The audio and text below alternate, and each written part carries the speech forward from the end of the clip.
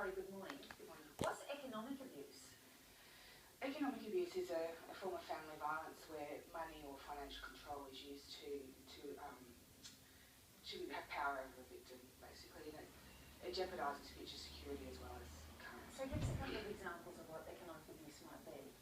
Common examples we've seen in the work we've done is taking out debt in a perpetrator's name, in the victim's name, and the asset actually being in the perpetrator's name. On separation, obviously, that becomes quite messy because the asset goes with the perpetrator, the victim's left with the debt. Other forms include jeopardising workforce participation or preventing somebody from educational training. Tanya, is economic abuse something that happens in isolation, or is it usually as a part of a range of abuse that could be happening in a household? It's rare that it occurs on its own. It is more often co-occurring with other forms of family violence, particularly emotional abuse we found to be very prevalent amongst people who also experience economic abuse. Yes, and emotional abuse is something that we actually don't often discuss because it, understandably the focus is on serious violence.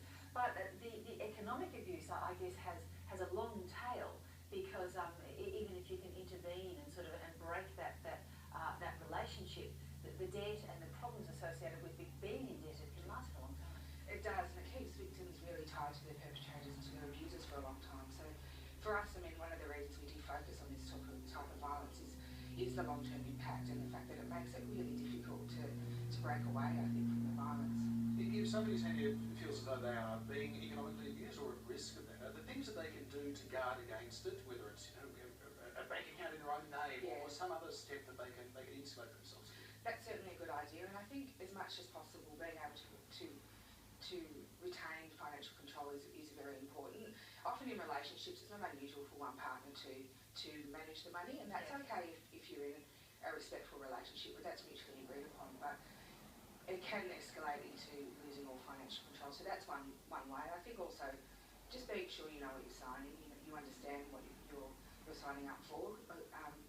It may seem okay at the time, but things do turn sour sometimes. It's important to take care of it. So for those watching this morning who just might have a nagging feeling that they are perhaps in that economically abusive relationship, what's the litmus test? How should you feel in relation to your financial control?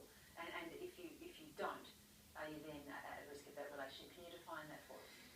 It's difficult, and it does occur on a spectrum. So there are some cases where it's very clear that someone's just completely controlled, and that's really challenging. That's easier to identify, I think, than the more subtle forms of abuse. But often, I guess the way we would describe it is if it doesn't feel right, it often isn't. And for us, for a long time, we did see these sorts of things happening amongst our clients, but didn't have a name for it. And I think that's the difference now, is that we do have a name for it. Tanya, what about the role of the institutions, in this case the banks? Obviously, a lot of economic abuse is effectively conducted through the withholding of money in accounts and so on. Are they doing enough in this area to recognise that there could be economic abuse happening? We found when we were doing the research that anything we did try to do with the banks, generally we relied on their hardship provision, which meant that people really needed to be in quite a lot of financial stress. We do think there could be a lot more work done in terms of policies and procedures around supporting people who have experienced family violence. And the noises, I suppose, when we do talk to people in senior positions in the bank, that are very positive. They do want to work with us on dealing with the issue. But yeah, we do believe that there's a lot more we could be doing, and we could be doing it together. Tanya, Corrie, interesting to talk about this morning. I'm quite sure some alarm bells have been rung this morning just listening to this conversation. Thanks for joining us. Thank you. Thank you. Now